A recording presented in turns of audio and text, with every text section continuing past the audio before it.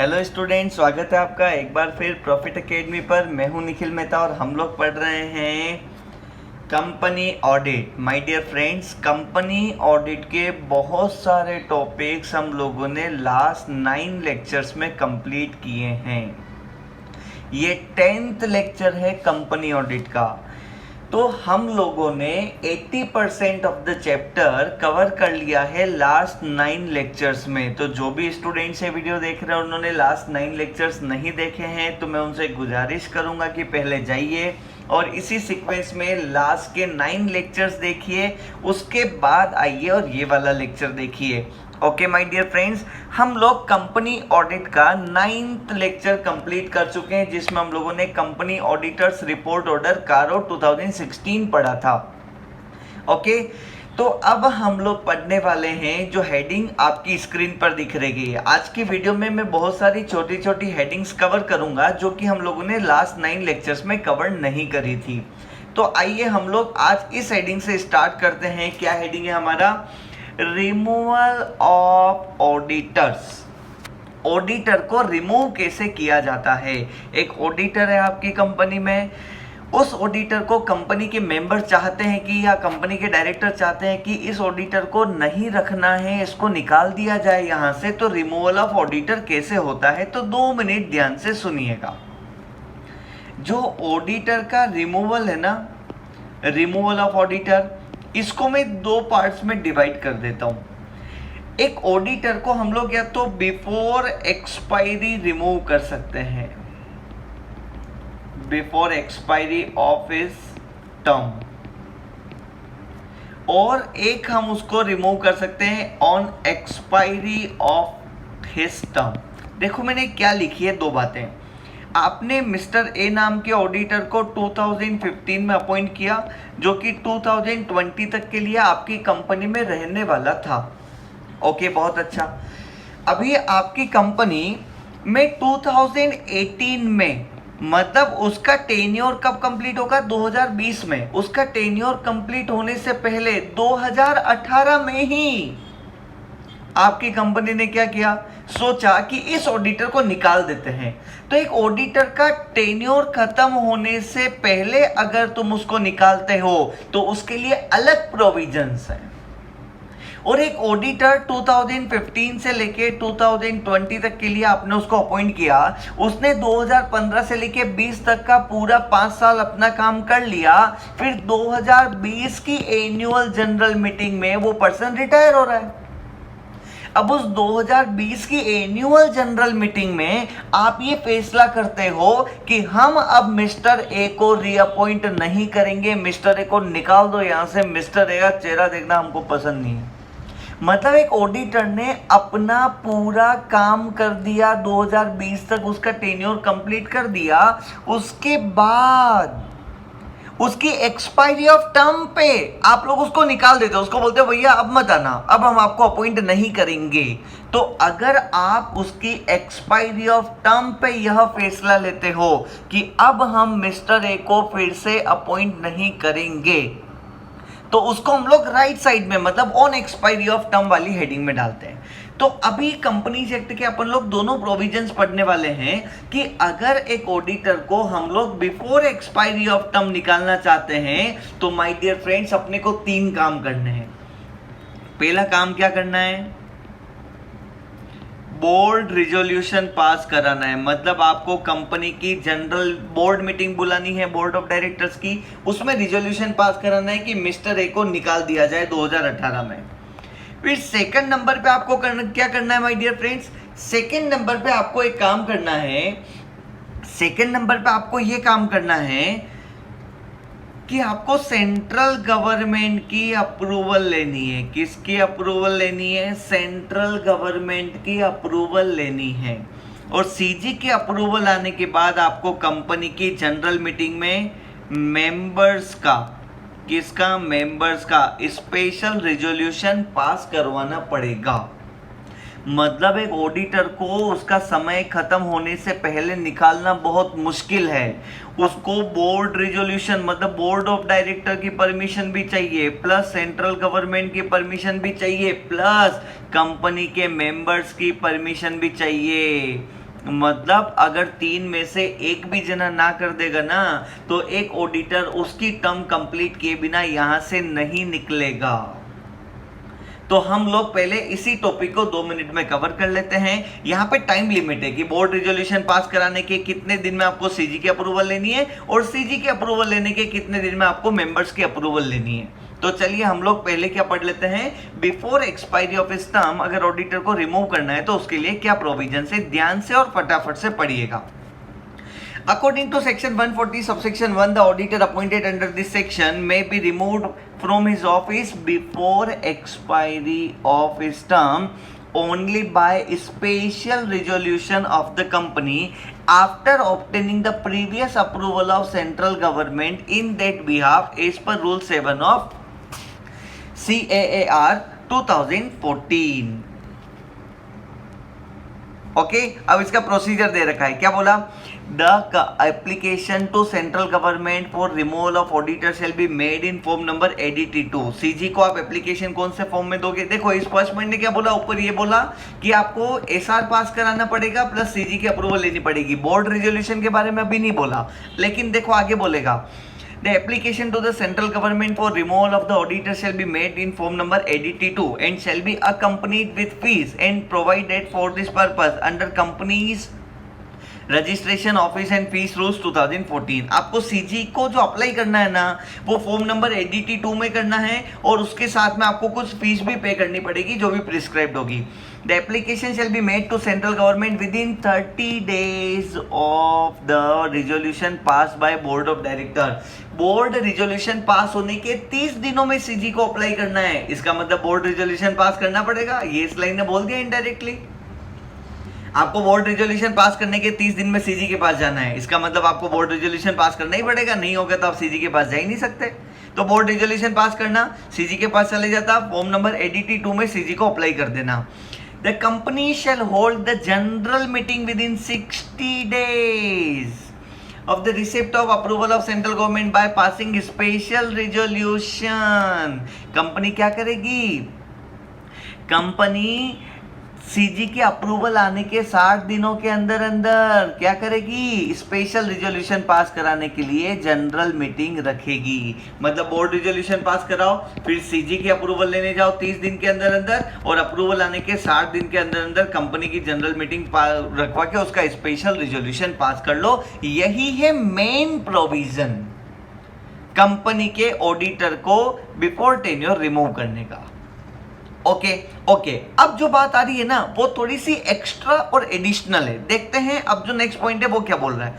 It is important to note that before taking any action, ये वाली बात तो जनरल है कि अपन लोग उसको रिमूव करने से पहले उसको अपॉर्चुनिटी ऑफ बीइंग हियर्ड जरूर देंगे। एक बार ऑडिटर को बोलेंगे भाई साहब आपको कुछ कहना है तो कह दो, उनको एक बार बोलने का, उनकी बात को सुनने का मौका जरूर मिलना चाहिए।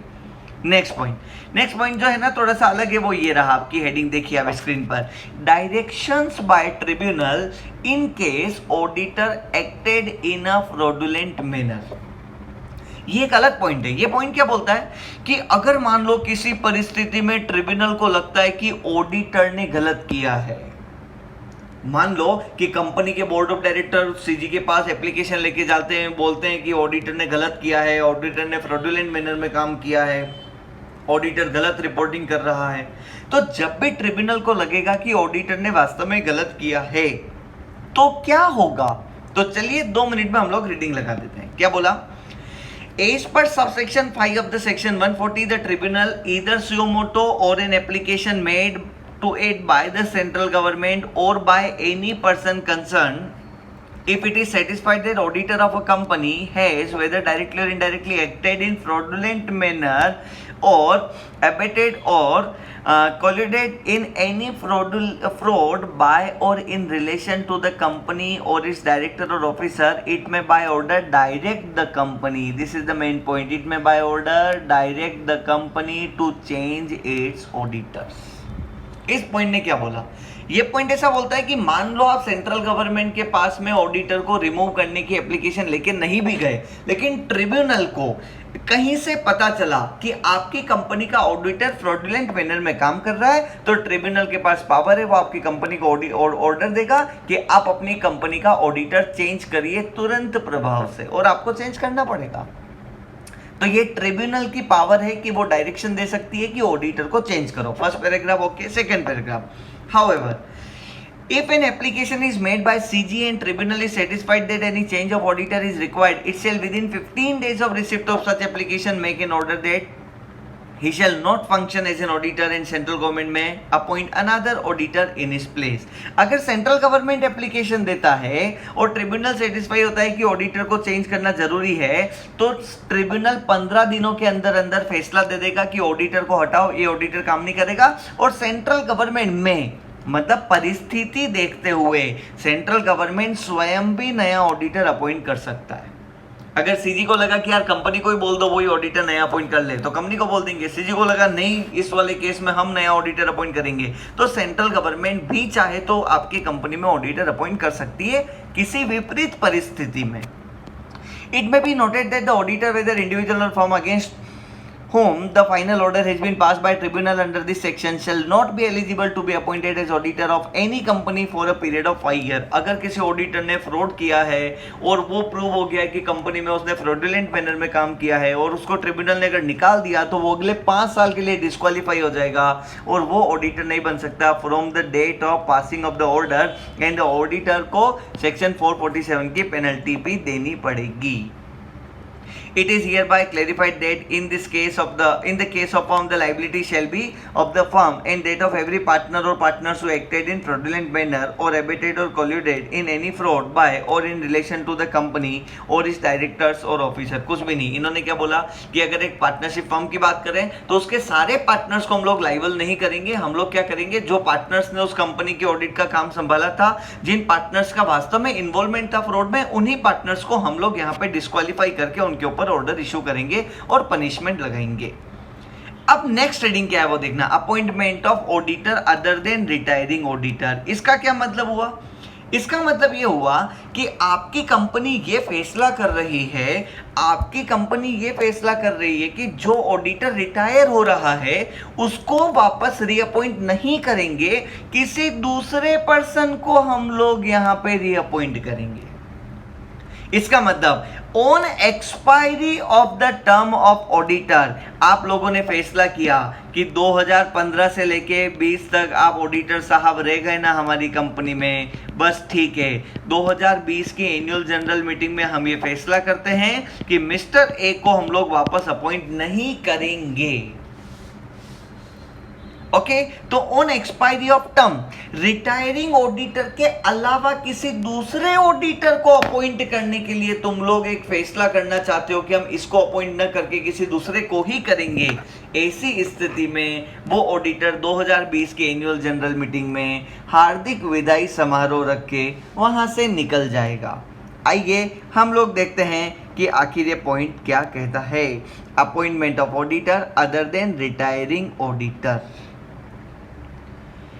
देखो इसमें क्या है ना, एक स्पेशल नोटिस देना पड़ेगा। मैं आपको एक पॉइंट की रीडिंग लगा के फिर थोड़ा सा एक्सप्लेन करता हूं। 2 रिजोल्यूशन पास कराने के लिए हमको इसमें स्पेशल नोटिस देना पड़ेगा। चलिए एक बार फर्स्ट पॉइंट की अपन रीडिंग लगाते हैं।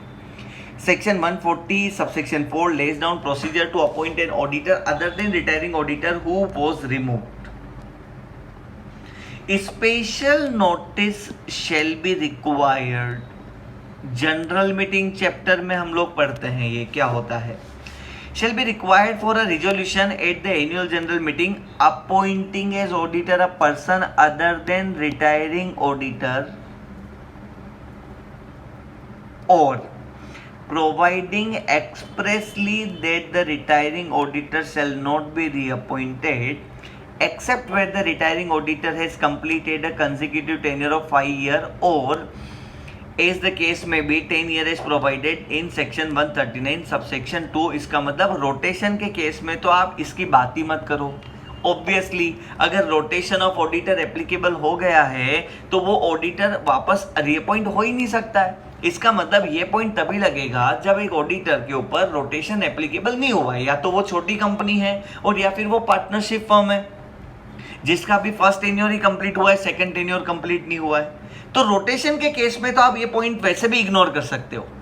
क्योंकि मान लीजिए मेरे ऊपर रोटेशन एप्लीकेबल हो गया तो 2015 से 2020 में अपॉइंट हो गया, 2020 में मेरे ऊपर रोटेशन लग गया। अब मेंबर्स मेरे को फोन करके बोलते हैं हम 2020 में आपको रीअपॉइंट नहीं करना चाहते। मैंने कहा भाई कैसे करोगे, करना चाहो तो भी कंपनी जेट ने मना कर रखा है, मैं तो रोटेशन में आ गया हूं। तो रोटेशन के केस में पॉइंट एप्लीकेबल नहीं है। अब ये पॉइंट क्या है वो ध्यान से सुनना, शुरू की 3 लाइनें मैं आपको बता रहा हूं। क्या है ना, आप पॉइंट को समझना इधर क्या होने वाला है। कंपनी के कुछ मेंबर्स हैं, कितने मेंबर्स हैं, सम मेंबर्स नहीं लिखा मैं, मेरा अपना स्टाइल है, मैं ऐसे ही लिखता हूं। कंपनी में कुछ मेंबर्स हैं जो चाहते हैं कि एक रिजोल्यूशन पास हो। क्या रिजोल्यूशन पास करना है, सुनना। Mister A shall not be reappointed। Company के कुछ मेंबर्स चाहते हैं कि 2020 की एनुअल जनरल मीटिंग में, अपने एग्जांपल में 2020 की एनुअल जनरल मीटिंग में एक रिजोल्यूशन पास हो कि मिस्टर ए को रीअपॉइंट नहीं करेंगे। किसको भी करो लेकिन मिस्टर ए को रीअपॉइंट नहीं करेंगे। कंपनी की जनरल मीटिंग में प्रस्ताव रखा जाएगा कि आइए डियर मेंबर्स, हम आपके सामने प्रस्ताव रखते हैं, आप वोट करिए। प्रस्ताव यह है मिस्टर ए को रीअपॉइंट नहीं करेंगे, मिस्टर ए को रीअपॉइंट नहीं करेंगे। यह प्रस्ताव कौन रख रहा है, कंपनी के मेंबर्स के सामने रख रही है। ओके, इस पे सारे मेंबर्स क्या करेंगे, वोट करेंगे। इस वाले रिजोल्यूशन पे वोटिंग होगी। वोटिंग होने पर इस पे स्पेशल रिजोल्यूशन पास होगा। कौन सा रिजोल्यूशन पास होगा, स्पेशल रिजोल्यूशन पास होगा। अगर वोटिंग होने पर स्पेशल रिजोल्यूशन पास हो गया, इसका मतलब ये प्रस्ताव पास हो गया कि मिस्टर ए को तो हम लोग रीअपॉइंट नहीं करेंगे, नहीं करेंगे, नहीं करेंगे। ये रिजोल्यूशन पास हो गया। फिर आपकी कंपनी की उसी एनुअल जनरल मीटिंग में आप किसी दूसरे ऑडिटर को अपॉइंट करने का ऑर्डिनरी रिजोल्यूशन पास करवा देना। आप क्या करोगे, ये एसआर तो ये पास हुआ है ना, मिस्टर ए को रीअपॉइंट नहीं करेंगे। हमने इस वाले एसआर में ऐसा कब बोला मिस्टर बी को अपॉइंट करेंगे, हमने क्या बोला, not to appoint the retiring auditor. क्या रिजोल्यूशन पास हो रहा है, not to reappoint the retiring auditor. हम लोगों ने ये रिजोल्यूशन पास किया कि हम लोग रिटायरिंग ऑडिटर को रीअपॉइंट नहीं करेंगे, नहीं करेंगे, नहीं करेंगे। ठीक है, ये रिजोल्यूशन आपको स्पेशल रिजोल्यूशन से पास करना है, और अगर ये पास हो जाएगा तो मिस्टर ए रीअपॉइंट नहीं हो सकता है। क्या आप लोगों को एक बात समझ में आ गई? कुछ मेंबर चाहते हैं कि मिस्टर ए रीअपॉइंट नहीं हो, तो उसके लिए वो ऐसा प्रस्ताव रख सकते हैं। या फिर सुनना मेरी बात को वापस, कंपनी के कुछ मेंबर्स चाहते हैं, कितने मेंबर्स चाहते हैं, कंपनी के कुछ मेंबर्स चाहते हैं कि 2020 की एनुअल जनरल मीटिंग में यह प्रस्ताव पास हो कि अपॉइंट मिस्टर बी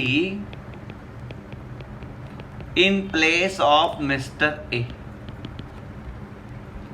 या फिर कंपनी के कुछ मेंबर है ना, सीधा ये चाहते हैं कि ए को निकाल के बी को अपॉइंट करो। देखो ऊपर वाले पॉइंट में और इसमें फर्क है। ऊपर वाले पॉइंट में कंपनी के मेंबर ने प्रस्ताव रखा था कि ए को अपॉइंट नहीं करेंगे, बस खत्म। इस प्रस्ताव में मिस्टर बी के अपॉइंटमेंट की कोई बात नहीं थी। लेकिन मान लो कंपनी के कुछ मेंबर चाहते हैं कि ए को हटा के बी को लाओ, तो अगर वो किसी दूसरे ऑडिटर को अपॉइंट करने का इस तरह का प्रस्ताव पास कराना चाहते हैं तो भी इस तरह का प्रस्ताव रखा जाएगा, उसके ऊपर वोटिंग होगी, स्पेशल रिजोल्यूशन पास हो जाएगा तो मिस्टर ए की जगह मिस्टर बी अपॉइंट हो जाएगा। मुझे बताइए, जो फर्स्ट रिजोल्यूशन है ये वाला और जो सेकंड रिजोल्यूशन है ये वाला, दोनों में डिफरेंस समझ में आया क्या? फर्स्ट वाले पॉइंट में मैं आपके सामने प्रस्ताव रख रहा हूं, कंपनी के मेंबर्स के सामने प्रस्ताव रख रहा हूं कि डियर कंपनी के मेंबर ए को रीअपॉइंट नहीं करेंगे, वोट करो। और सब ने बोल दिया नहीं करेंगे, नहीं करेंगे, नहीं करेंगे, स्पेशल रिजोल्यूशन पास हो गया। तो ऐसे में हम ए को रीअपॉइंट नहीं करेंगे, तो ए की पोस्ट खाली हो गई। अब हमको वो पोस्ट भरने के लिए नया ऑडिटर अपॉइंट करने के लिए नया रिजोल्यूशन पास कराना पड़ेगा। तो वो फिर आप ऑर्डिनरी रिजोल्यूशन पास करा के किसी भी दूसरे ऑडिटर को लेके आ जाना। हमने पहला प्रस्ताव क्या पास किया, ए को रीअपॉइंट नहीं करेंगे। या फिर कुछ मेंबर्स कंपनी के चाहते हैं कि हम लोग ए की जगह बी को अपॉइंट करें, मतलब उनका इंटेंशन बड़ा क्लियर है। इसमें दो बातें हैं कि पहला तो ए को अपॉइंट नहीं करना है और दूसरा बी को अपॉइंट करना है। जब आप ये दोनों बातें एक ही रिजोल्यूशन में पास कराना चाहते हो तो ऐसी स्थिति में भी आपको कंपनी की एनुअल जनरल मीटिंग में रिजोल्यूशन पास करने के लिए रखना होगा, और ये अगर स्पेशल रिजोल्यूशन पास हो गया तो ए की जगह बी अपॉइंट हो जाएगा। ओके, अब ये कुछ मेंबर वर्ड यूज कर रहा हूं, ये क्या है? तो मेरी बात को ध्यान से सुनना। ये दोनों में से कोई भी प्रस्ताव अगर आप रखना चाहते हो तो उसके लिए स्पेशल नोटिस देना पड़ता है। कौन सा नोटिस देना पड़ता है? Special notice. स्पेशल नोटिस का जो सेक्शन है ना, वो सेक्शन आपके management and administration general meeting chapter में सीए इंटर में कवर होता है। ओके, वो स्पेशल नोटिस वाला सेक्शन ऐसा बोलता है कि कंपनी के मेंबर्स अगर इन दोनों में से कोई भी रिजोल्यूशन पास कराना चाहते हैं तो कंपनी के मेंबर्स कंपनी को 14 days before annual general meeting एक स्पेशल नोटिस सेंड करेंगे जिसमें वो लिखेंगे कि हम या तो फर्स्ट वाला रिजोल्यूशन पास कराना चाहते हैं या सेकंड वाला रिजोल्यूशन पास कराना चाहते हैं। फिर कंपनी की वो एनुअल जनरल मीटिंग होगी, उस एनुअल जनरल मीटिंग में रिजोल्यूशन पास करवाया जाएगा और जो भी निर्णय होगा, रिजोल्यूशन पास हो गया तो ये निर्णय हो जाएगा, रिजोल्यूशन पास नहीं हुआ तो हमारे पास अभी भी ऑप्शन है कि हम लोग मिस्टर ए को भी रिअपॉइंट कर सकते हैं और किसी दूसरे को भी ला सकते हैं। ये रिजोल्यूशन फेल हो गया, इसका मतलब ये नहीं है कि आप ए को ही वापस लेके आओगे। इसका मतलब ये है कि ए के लिए भी दरवाजे खुले हैं और किसी और के लिए भी दरवाजे खुले हैं। ओके, तो उस वाले स्पेशल नोटिस के सेक्शन में एक लिमिट दे रखी है कि कम से कम कितने मेंबर्स मिलके कंपनी को इस तरह का स्पेशल नोटिस भेज सकते हैं।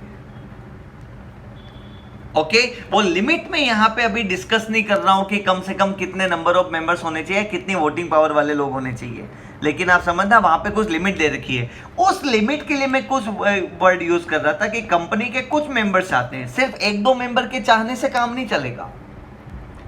उस वाले सेक्शन में जो लिमिट दे रखी है, कम से कम उतने मेंबर कंपनी को इन दोनों में से एक प्रस्ताव पास करने के लिए बोलेंगे और इन दोनों में से एक प्रस्ताव पास करने के लिए रखा जाएगा। अगर हो गया तो मान लो मिस्टर ए के लिए दरवाजे बंद हो चुके हैं। ओके माय डियर फ्रेंड्स, हम उधर चलते हैं, रीडिंग लगाते हैं। आई होप ये वाला एक्चुअली मैंने इतना डिटेल में अच्छे से इसलिए समझाया क्योंकि बहुत सारे स्टूडेंट के माइंड में डाउट रहता है कि what is this not to reappoint retiring auditor, ये किस तरह का रिजोल्यूशन होता है। इस वाले रिजोल्यूशन में हम मिस्टर ए के लिए दरवाजे बंद करना चाहते हैं, तो आइए सब जने मिलके मिस्टर ए के लिए दरवाजे बंद करते हैं, वोट करिए। तो मिस्टर ए के लिए दरवाजा बंद होता है फर्स्ट केस में। ओके, फिर ए के लिए दरवाजा बंद हुआ तो बाकी सबके लिए तो ओपन है।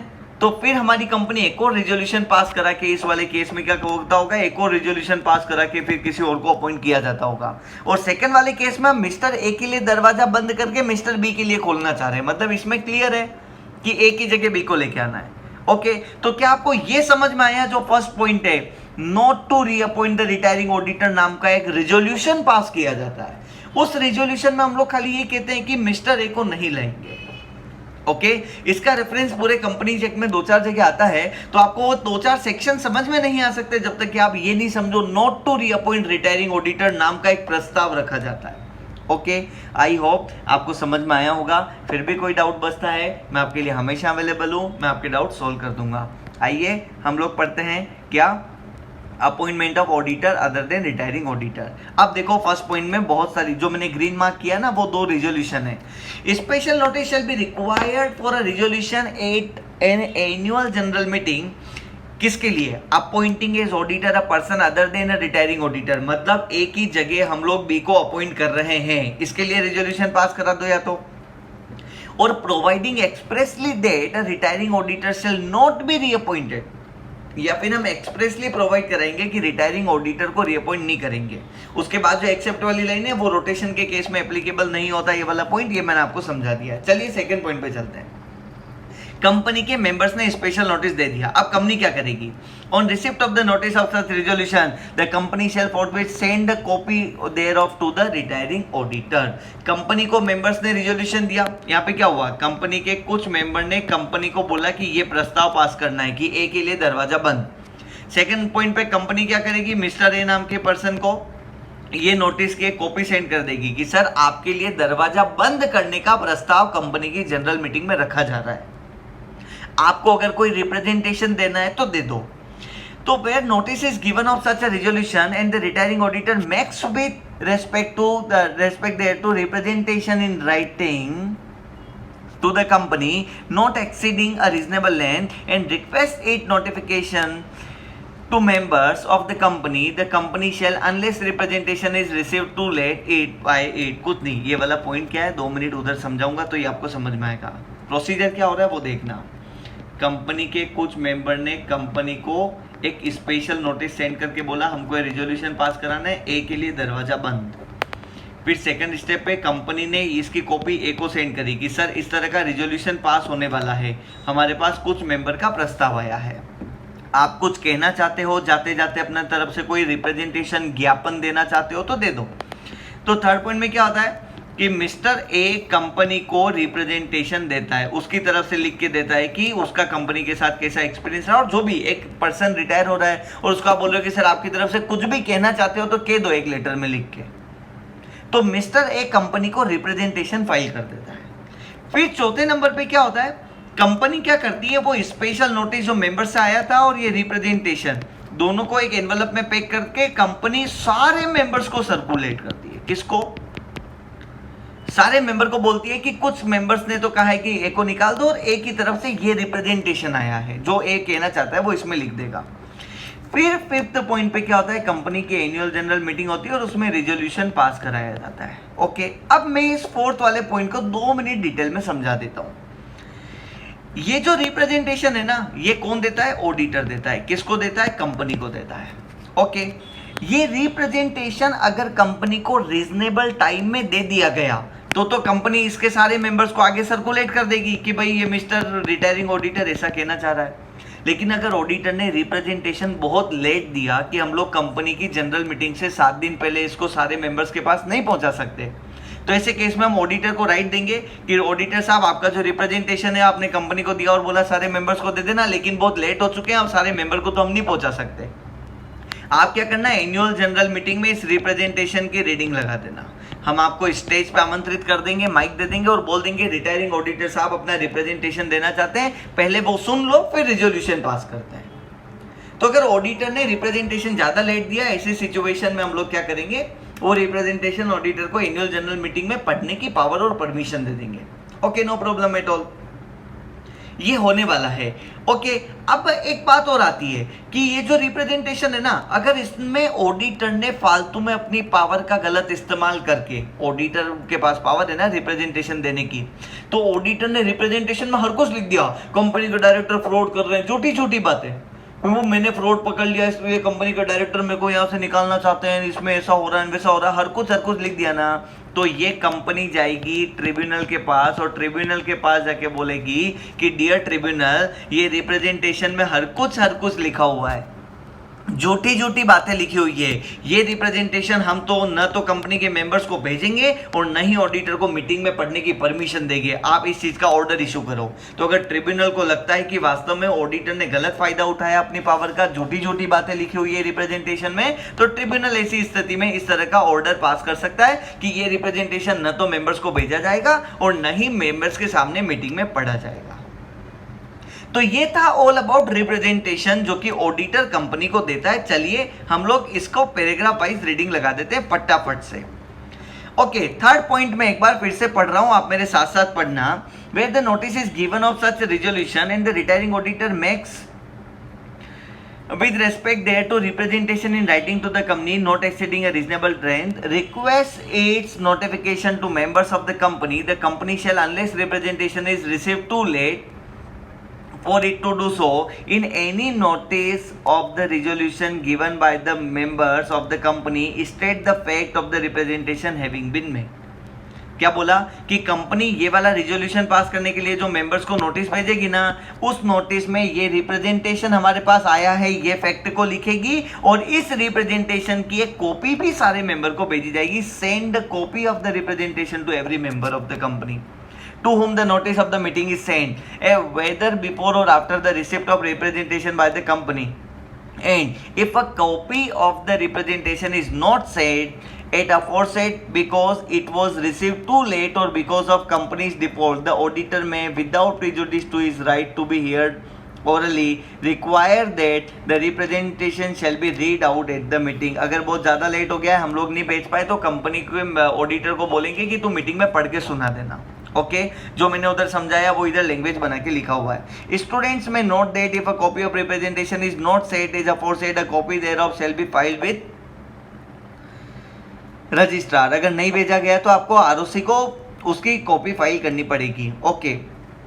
curtailing right of the auditor regarding circulation of copy of representation in case of appointment of auditor other than retiring auditor under section 140 subsection 4. ये वही वाला पॉइंट है ट्रिब्यूनल वाला कि अगर ट्रिब्यूनल को लगता है कि वो ऑडिटर अपने इस पावर का गलत इस्तेमाल कर रहा है तो ऑर्डर दे देगा, न तो मेंबर्स को भेजना है न तो मीटिंग में पढ़ के सुनाना है. मतलब ऑडिटर का ये राइट ही छीन लो.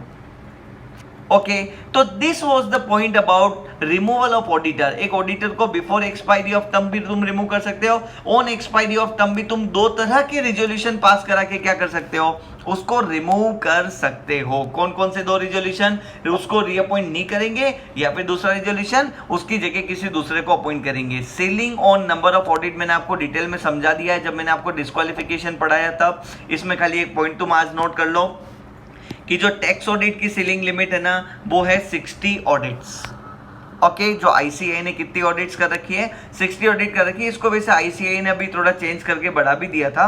ओके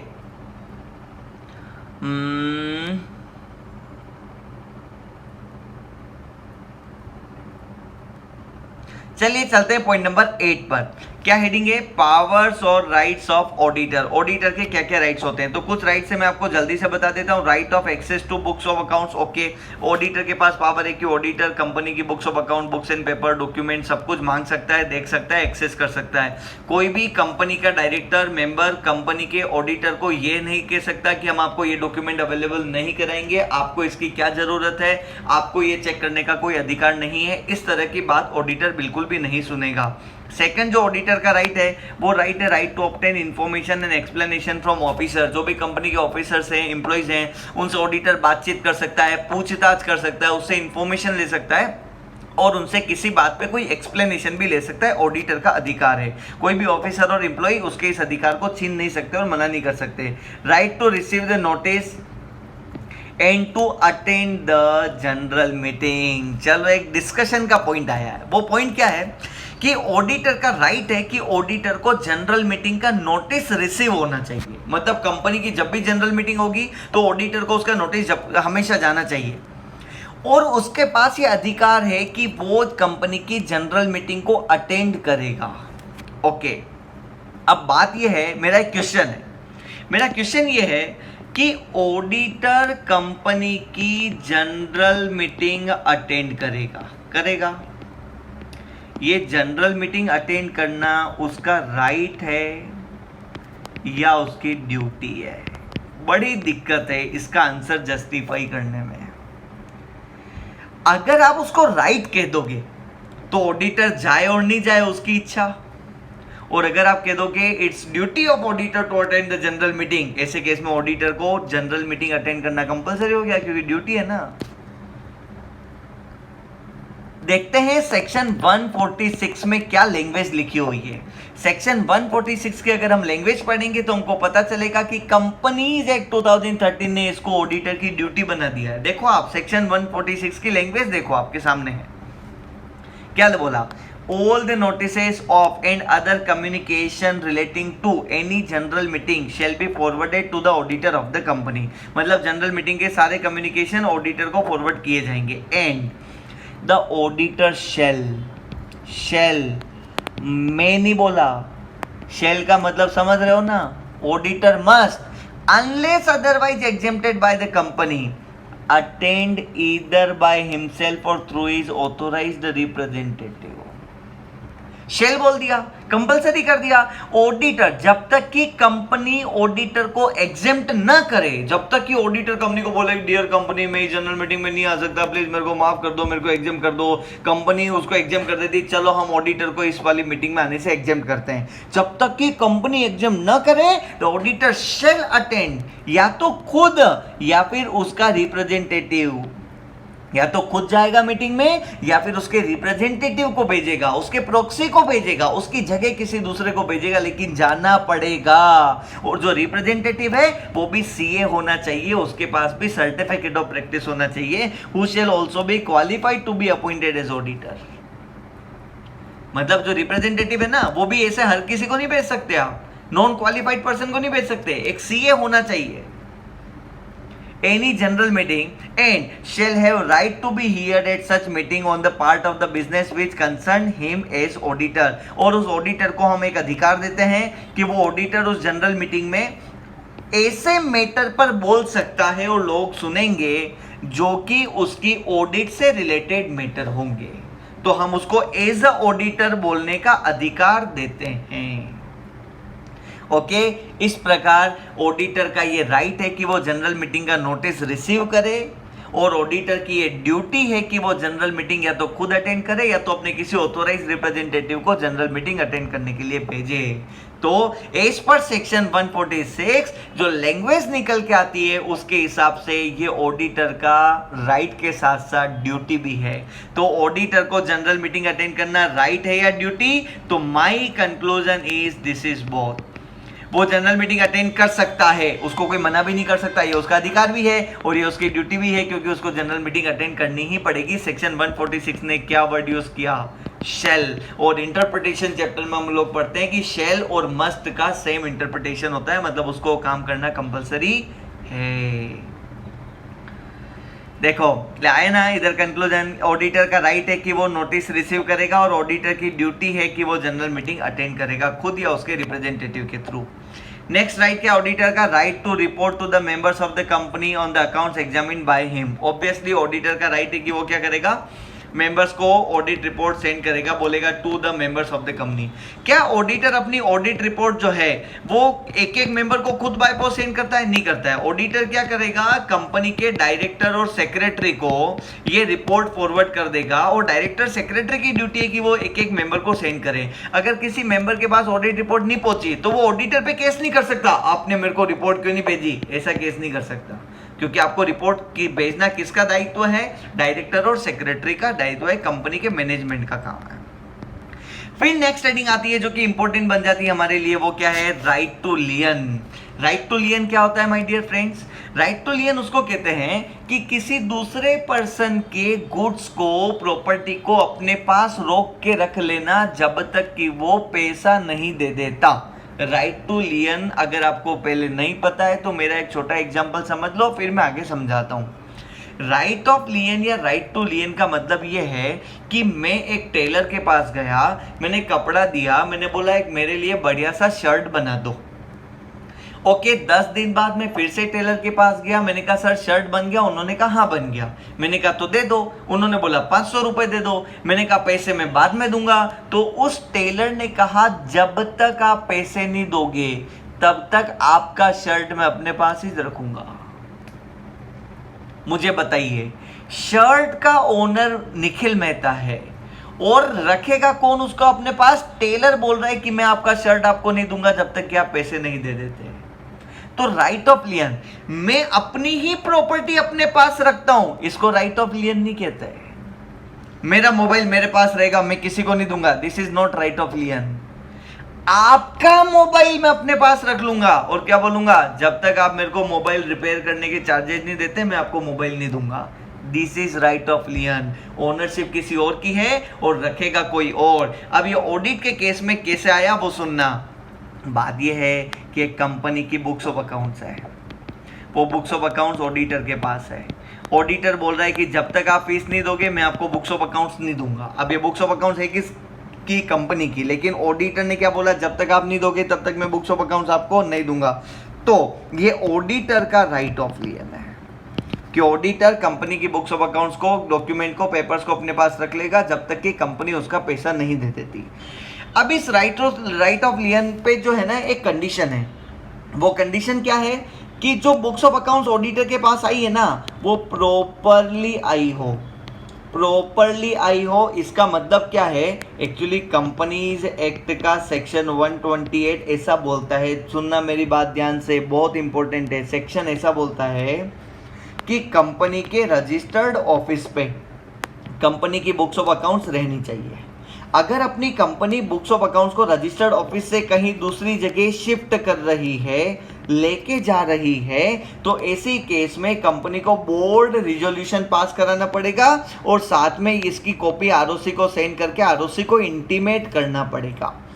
तो अपनी कंपनी बोर्ड रिजोल्यूशन पास करवा के बुक्स ऑफ अकाउंट्स को कहीं दूसरे प्लेस पे शिफ्ट कर सकती है। तो हमारी कंपनी बुक्स ऑफ अकाउंट्स को कहाँ मेंटेन करके रखेगी, रजिस्टर्ड ऑफिस पे। अब मान लो कि कंपनी के ऑडिटर साहब का ऑफिस है और कंपनी अपने बुक्स ऑफ अकाउंट्स को ऑडिटर साहब के ऑफिस में भेज रही है, तो ऐसे केस में आपको क्या करना पड़ेगा, बोर्ड रिजोल्यूशन पास कराओ। बोर्ड रिजोल्यूशन पास करके ही ऑडिटर के पास बुक्स ऑफ अकाउंट्स को भेजा जा सकता है। ओके, अब मेरी बात को ध्यान से सुनना। अगर एक कंपनी ने बोर्ड रिजोल्यूशन पास करवाए बिना ही बुक्स ऑफ अकाउंट्स ऑडिटर को सेंड कर दी, तो ऑडिटर के पास राइट ऑफ लियन नहीं आएगा, क्योंकि राइट ऑफ लियन ऑडिटर के पास तभी आता है जब वो books of accounts proper procedure follow करके ऑडिटर के पास आई हो। और प्रॉपर प्रोसीजर का मतलब उसको शिफ्ट करने के लिए जो रिजोल्यूशन पास कराना था वो रिजोल्यूशन पास करवाया गया हो। अगर कंपनी ने बुक्स ऑफ अकाउंट्स ऑडिटर को भेजी और बोर्ड रिजोल्यूशन पास नहीं करवाया, तो auditor shall not get right of लियन। क्या आपको बात समझ में आई? ये लिखा हुआ है राइट ऑफ लियन में, ऑडिटर में क्या लिख रखा है, ऐसा बोला गया कि the institute of chartered accountants in England and Wales has expressed a similar view on the following conditions. मैं यहां से पढ़ रहा हूं, आप देखना, राइट ऑफ लियन की कंडीशंस पढ़ रहा हूं। Document return must belong to the client. Document client के होने चाहिए जिसका पैसा बाकी है। अगर रिलायंस का पैसा बाकी है तो इन्फोसिस की बुक्स ऑफ अकाउंट थोड़ी राइट ऑफ लियन में रख सकता हूँ, क्योंकि जिसका पैसा बाकी है उसका ही रखेंगे। Document must have come into position of the auditor on the authority of the client, मतलब बोर्ड रिजोल्यूशन पास होना चाहिए। They must not have been received through irregular और इलीगल मीन्स, इरेगुलर तरीके से नहीं आना चाहिए, रेगुलर तरीके से आना चाहिए। In case of company client they must be received on the authority of the board of director, board resolution पास करा के आएंगे। The auditor can return the document only if he has done work on the document assigned to him. जो document उसको दिए गए हैं उस पे उसने जो काम किया है उसका पैसा बाकी है, वही डॉक्यूमेंट को आप क्या कर सकते हो, अपने पास राइट ऑफ लियन में रख सकते हो। Such of the document can be retained which are connected with the work on which fees have not been paid। क्या बोला पॉइंट नंबर 4 ने, बड़े ध्यान से सुनना, वही पेपर को तुम अपने पास रख सकते हो जिनकी फीस बाकी है। अब 2017-18 फाइनेंशियल ईयर की बुक्स ऑफ अकाउंट्स भी आपके पास है और 2018-19 की बुक्स ऑफ अकाउंट्स भी आपके पास पड़ी हुई है। फीस की बात करें तो 17-18 की फीस आ गई है, 18-19 की फीस नहीं आई है। तो 18-19 की फीस बाकी, इसके लिए आप 17-18 के बुक्स ऑफ अकाउंट्स पे राइट ऑफ लियन रख सकते हो क्या? नहीं रख सकते। जिस साल की फीस बाकी है, जिन बुक्स पे एंड पेपर्स पे फीस बाकी है, उन्हीं पेपर्स पे राइट ऑफ लियन है आपका। ओके ना? जिसकी फीस आ चुकी है उसके ऊपर आपका राइट ऑफ लियन नहीं है। तो आप ऐसा नहीं कह सकते 2018-19 की फीस दोगे तो मैं 17-18 की बुक्स ऑफ अकाउंट्स आपको दे दूंगा, ये गलत है। जिस साल की जिन डॉक्यूमेंट पे फीस बाकी है वही डॉक्यूमेंट्स और बुक्स ऑफ अकाउंट्स आप अपने पास रख सकते हो। सेक्शन 128 ने क्या बोला वो मैंने अभी आपको बता दिया। बुक्स ऑफ अकाउंट्स को दूसरी जगह शिफ्ट करने के लिए बोर्ड रिजोल्यूशन पास कराना पड़ेगा।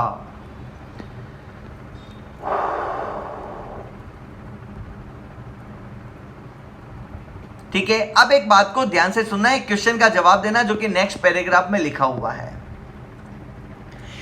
सुनना, राइट ऑफ लियन किसको बोलते हैं? जब किसी दूसरे की प्रॉपर्टी को अपने पास रखते हैं ना, उसको राइट ऑफ लियन बोलते हैं। करेक्ट ना? खुद की प्रॉपर्टी खुद के पास रखेंगे, इसको राइट ऑफ लियन बोलेंगे क्या नहीं बोलेंगे? मुझे बताइए। जो ऑडिटर के वर्किंग पेपर्स होते हैं, जो ऑडिटर के वर्किंग पेपर्स होते हैं, उसका ओनर कौन होता है? उसका ओनर ऑडिटर खुद होता है। तो ऑडिटर अगर अपने वर्किंग पेपर्स को अपने पास रखता है तो this is not right of लियन, क्योंकि आप खुद इसके मालिक हो और खुद अपने पास रख रहे हो। जब आप अपने क्लाइंट के डॉक्यूमेंट और पेपर्स को अपने पास रोक के रख लेते हैं ना, उसको बोलते हैं राइट ऑफ लियन। यही लिखा हुआ है नेक्स्ट हेडिंग में, जो हमारा SQC 1 है ICAI का, स्टैंडर्ड ऑन क्वालिटी कंट्रोल, उसके अंदर लिख रखा है कि the audit documentation is property of auditor. तो वो चाहे तो देवे चाहे तो नहीं देवे, इसके ऊपर राइट ऑफ लियन नाम की कोई चीज नहीं आती है। ओके माय डियर फ्रेंड्स, वो तो आपकी खुद की प्रॉपर्टी है। ठीक है, हम लोगों ने ड्यूटीज ऑफ ऑडिटर का ये फर्स्ट पॉइंट पढ़ लिया है, और सेक्शन 143 सबसेक्शन 1 हम लोगों ने पढ़ लिया है पहले। मैं आज वो चीजें पढ़ा रहा हूं जो कि हम लोगों ने पहले नहीं पढ़ी। ये साइनिंग वाला पॉइंट आप लोग ध्यान से सुनना। ड्यूटी, मैं इसका एक एग्जांपल भी दे देता हूं। Duty to sign the audit report. Audit report पे साइन करना किसकी ड्यूटी या किसकी पावर है? तो मेरे एक छोटे से क्वेश्चन का जवाब दे दो और इसी क्वेश्चन से हम लोग आगे बढ़ जाएंगे। A and company chartered accountant नाम की फर्म में 3 पार्टनर है, A, B, C, और तीनों CA having certificate of practice है। ओके, इस फर्म में मिस्टर डी नाम का एक पर्सन है, ये CA है, और ये इस फर्म में मैनेजर है। क्या है? मैनेजर है। तो ए एंड कंपनी में 4 CA काम करते हैं। A, B, C ये तीनों तो क्या है? पार्टनर्स है, और D क्या है? मैनेजर है। मुझे बताइए ऑडिट रिपोर्ट पे साइन कौन करेगा? Sign on audit report. क्या मिस्टर डी ऑडिट रिपोर्ट पे साइन कर सकता है? The answer is no. हम लोग उसी CA पार्टनर को परमिशन देते हैं साइन करने की, जो पर्सन हमारी फर्म में पार्टनर है। ओके, तो एक ऑडिट रिपोर्ट पे साइन कौन करेगा? अगर प्रोप्राइटर है, अगर सिंगल पर्सन है, इंडिविजुअल ऑडिटर है, तो वो खुद करेगा, और अगर एक फर्म है तो वो CA जो कि इस फर्म में पार्टनर है वह साइन करेगा। एक CA जो कि आपकी फर्म में मैनेजर है वो ऑडिट रिपोर्ट पे साइन नहीं कर सकता। यही लिख रखा है इस वाले सेकंड पॉइंट के अंदर। आप रुकिए, स्क्रीन को रोकिए और देख लीजिए। सेक्शन 141 सबसेक्शन 2 हम लोगों ने पढ़ा था, जब हम लोगों ने क्वालिफिकेशन पढ़ा था, उसमें लिख रखा था कि अगर एक फर्म में कोई भी पर्सन है तो साइन वही पर्सन करेगा और ऑडिट भी वही पर्सन करेगा जो CA है और पार्टनर है। ठीक है, ओके। नाउ नेक्स्ट हेडिंग को भी अपन लोग कवर करके चलते हैं। Duty to comply with accounting standard. Section 143 subsection 9 ऐसा कहता है कि ऑडिटर को ऑडिटिंग स्टैंडर्ड, अगर मैंने अकाउंटिंग बोल दिया तो सॉरी, ऑडिटिंग स्टैंडर्ड फॉलो करने होंगे। कुछ नहीं है, आपका जो ICAI है ना, वो स्टैंडर्ड्स ऑन ऑडिटिंग बनाता है और सारे CA लोगों को क्या बोलता है कि ये ऐसे फॉलो करना है। अब कंपनीज एक्ट ने भी CA को क्या बोला? ये जो ऐसे आपके ICAI ने बना रखे हैं फॉलो करना, नहीं करोगे तो हम पनिशमेंट लगा देंगे। तो अगर एक CA standards on auditing follow नहीं करता है तो ऐसे में ICAI की नजरों में भी वो डिफॉल्टर है और कंपनीज एक्ट की नजरों में भी वो डिफॉल्टर है। अब ये कौन से वाले स्टैंडर्ड्स ऑन ऑडिटिंग और वो कैसे नोटिफाई होते हैं? तो सेक्शन 143 सबसेक्शन 10 ने कह रखा है कि सेंट्रल गवर्नमेंट नोटिफाई कर देता है स्टैंडर्ड्स ऑन ऑडिटिंग को, वो वाले स्टैंडर्ड्स ऑन ऑडिटिंग एप्लीकेबल हो जाते हैं, और central government national financial reporting authority की राय के बिना ये काम नहीं करता।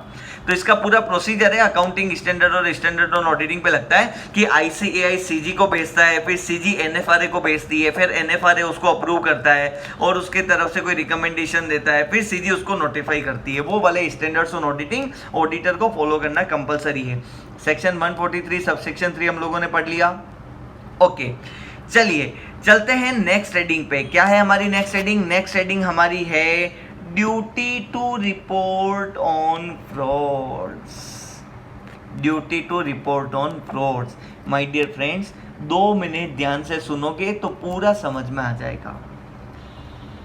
ठीक है, फ्रॉड की बात हो रही है, आज फिर दर पे चल के आया है धोखा। धोखा धोखा धोखा हुआ है, धोखा धोखा। देखते हैं सेक्शन 143 सबसेक्शन 12। फ्रॉड।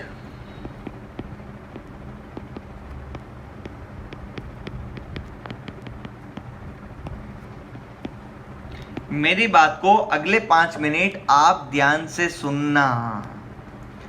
क्या है ना, एक ऑडिटर ऑडिट पे गया कंपनी की, ऑडिट पे गया तो ऑडिटर ने ऑब्जर्व किया कि इस कंपनी में फ्रॉड है।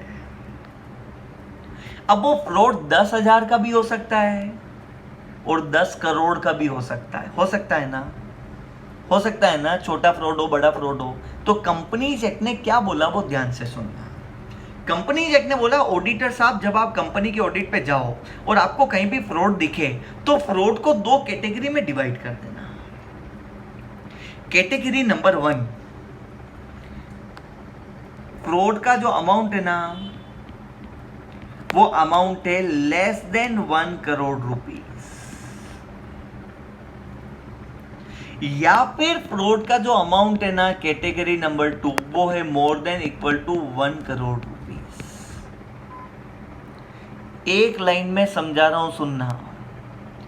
अगर एक ऑडिटर ऑडिट पे गया है और उसको लगता है कि 1 करोड़ या उससे ज्यादा का फ्रॉड है या हो सकता है, तो ऐसी स्थिति में ऑडिटर इसकी रिपोर्टिंग करेगा सेंट्रल गवर्नमेंट को। किसको रिपोर्टिंग करेगा? डायरेक्टली सेंट्रल गवर्नमेंट को एक लेटर लिख के बोलेगा कि मैं यहाँ की ऑडिट कर रहा हूं, मुझे फ्रॉड मिला है। ओके, अगर एक ऑडिटर को फ्रॉड मिलता है 1 करोड़ से कम का, तो उसकी रिपोर्ट हम लोग करते हैं कंपनी के बोर्ड ऑफ डायरेक्टर्स को। ये तो है short answer, 1 word answer, 1 line answer. Detail में आपको बता रहा हूं।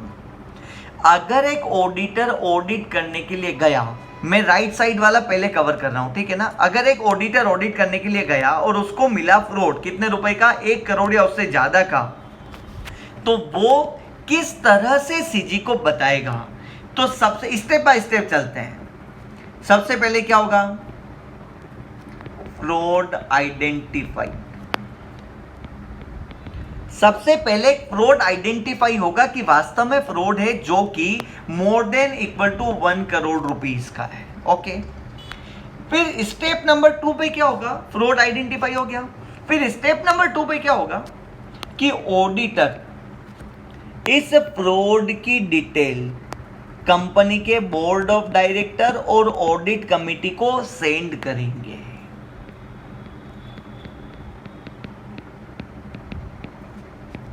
किसको सेंड करेंगे? ऑडिट कमिटी और बोर्ड ऑफ डायरेक्टर को, और बोलेंगे कि डियर डायरेक्टर साहब, हमको आपकी कंपनी में इस तरह का फ्रॉड मिला है, आप इसके ऊपर क्या एक्सप्लेनेशन देना चाहते हो वो दे दो। स्टेप नंबर 3 में क्या होगा कि कंपनी के बोर्ड ऑफ डायरेक्टर और ऑडिट कमिटी क्या करेगी? इस ऑडिटर को एक्सप्लेनेशन देगी। बोर्ड ऑफ डायरेक्टर और ऑडिट कमिटी क्या करेगी? ऑडिटर को एक्सप्लेनेशन देगी। क्या एक्सप्लेनेशन देगी? वो एक्सप्लेनेशन देगी कि ये वाला फ्रॉड नहीं है, ऐसा हो गया था, ऐसा हो गया था, इस बात का हमारे पास एविडेंस। अरे यार, आप किसी मुजरिम को बोलोगे कि भाई तेरे ऊपर मर्डर का इल्जाम लगा है, तेरे क्लैरिफिकेशन दे, तो वो बोलेगा क्या मर्डर किया है? नहीं बोलेगा ना। तो बोर्ड ऑफ डायरेक्टर और ऑडिट कमेटी को बोलेंगे हमको एक फ्रॉड मिला है, हम सीजी को जाके बता रहे हैं, आपकी तरफ से कुछ एक्सप्लेनेशन देना हो तो दे दो। तो board of director audit committee अपनी तरफ से जो भी एक्सप्लेनेशन देना चाहती है इस फ्रॉड के बारे में, वो ऑडिटर को दे देगी। अब स्टेप नंबर 4 पे क्या करेगा? ऑडिटर एक एनवलप लेगा, उस एनवलप में अपनी रिपोर्ट लिखेगा, अपनी रिपोर्ट रखेगा, प्लस जो एक्सप्लेनेशन आया है ना बोर्ड ऑफ डायरेक्टर की तरफ से वो रखेगा, और ऑडिटर सीधा ये एनवलप सेंड कर देगा सेंट्रल गवर्नमेंट को, जिसको हम लोग यहाँ पे बोलेंगे मिनिस्ट्री ऑफ कॉर्पोरेट अफेयर्स के the secretary the ministry of corporate affairs को ऑडिटर एक रिपोर्ट और उसपे डायरेक्टर और ऑडिट कमेटी का एक्सप्लेनेशन लिख के सबमिट कर देगा, सेंड कर देगा। किसको? सेंट्रल गवर्नमेंट को। क्या बोलेगा? ये तो हमको फ्रॉड लगा, उसकी रिपोर्ट, और ये डायरेक्टर की तरफ से उनकी सफाई। ठीक है। और साथ ही साथ ऑडिटर क्या करेगा? एक तो बाय पोस्ट सेंड करेगा, और साथ में ऑडिटर यही चीज बाय ईमेल भी सेंड करेगा ईमेल से वो एक कंफर्मेशन देगा कि मैंने आपको ये रिपोर्ट भेज दी है। ओके, जब वो सेंड करेगा ये सारी चीजें तो उसके ऊपर ऑडिटर का मेंबरशिप नंबर लिखा होना चाहिए, प्रॉपर लेटर हेड होना चाहिए, प्रॉपर सील लगी हुई होनी चाहिए। मतलब जो सीए वाली फॉर्मेलिटी होती है ना, वो सारी होनी चाहिए। उसका सील, मेंबरशिप नंबर, उसके कॉन्टेक्ट नंबर, उसका एड्रेस वगैरह सारी चीजें प्रॉपर होनी चाहिए। ओके, ऑडिटर का काम खत्म। ऑडिटर को क्या बोला कि फ्रॉड का अगर तुमको लगे कि 1 करोड़ से ज्यादा का फ्रॉड है तो सीजी को बताना और ये प्रोसीजर अपनाना। ये प्रोसीजर आप याद कर लो। पहले फ्रॉड आइडेंटिफाई होगा, फिर auditor board of director audit committee को बताएगा, वो एक्सप्लेनेशन क्लैरिफिकेशन देंगे और ऑडिटर एक्सप्लेनेशन को भी और रिपोर्टिंग को भी किसको, सीजी को दे देगा। ऑडिटर का काम खत्म। क्या आप लोगों को बात समझ में आ गई? अब यहां पे ना नंबर ऑफ डेज है कि ऑडिटर को बोर्ड ऑफ डायरेक्टर कितने दिन में एक्सप्लेनेशन देंगे। तो यहां पे हम लोग लिखेंगे नंबर ऑफ डेज कि कितने दिन के अंदर अंदर एक्सप्लेनेशन आएगा और एक्सप्लेनेशन आने के कितने दिन के अंदर अंदर सेंट्रल गवर्नमेंट को ये डॉक्यूमेंट भेजे जाएंगे। ओके, ये हम लोग अभी जब उधर नोट्स की रीडिंग लगाएंगे तो इधर देख लेंगे 45 डेज, 60 डेज, 15 डेज, 2-3 तरह की बातें हम लोग सारी चीजें कवर कर लेंगे। क्या आप लोगों को ये बात समझ में आ गई? अगर मान लीजिए कि फ्रॉड 1 करोड़ से कम का है तो इसमें क्या होगा, 3 स्टेप होगी। सबसे पहले तो फ्रॉड आइडेंटिफाई होगा, आइडेंटिफिकेशन ऑफ फ्रॉड,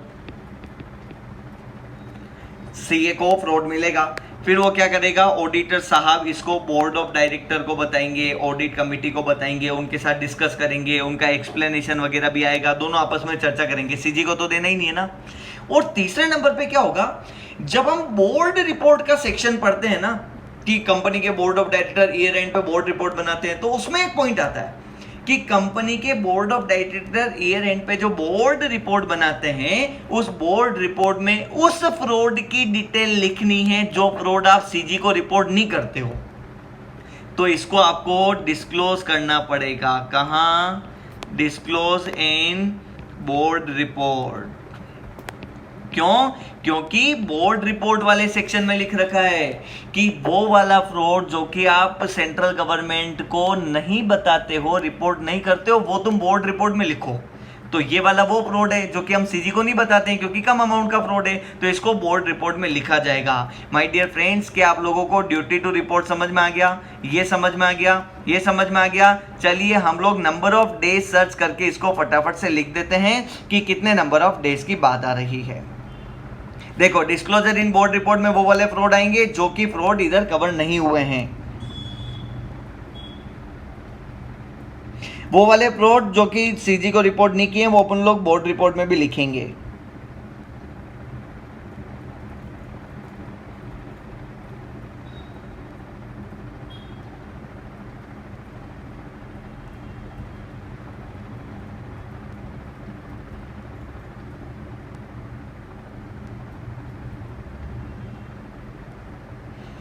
ओके, आपके मॉड्यूल में नंबर ऑफ डेज वाली डिटेल नहीं दे रखी है कि आखिर कितने दिन के अंदर अंदर आपको फ्रॉड की रिपोर्टिंग करनी है। तो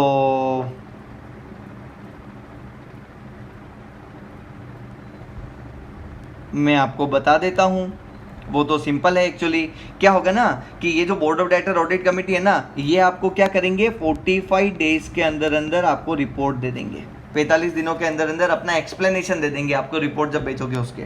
और जब एक्सप्लेनेशन आ जाएगा तो एक्सप्लेनेशन आने के 15 दिनों के अंदर अंदर हम लोग क्या करेंगे, सेंट्रल गवर्नमेंट को रिपोर्ट और एक्सप्लेनेशन भेज देंगे। अब यहाँ पे एक बात आती है कि अगर एक्सप्लेनेशन 45 डेज में नहीं आया तो ऐसे केस में ऑडिटर क्या करेगा, एक्सप्लेनेशन को इग्नोर करेगा, खाली अपनी रिपोर्ट भेज देगा सीजी को। कितने दिन के अंदर अंदर? जब उसने, ऑडिटर ने बोर्ड ऑफ डायरेक्टर को इंटीमेट किया था वहां से 60 दिनों के अंदर अंदर, मतलब 45 और 15 को ऐड कर देंगे, वापस सुनना।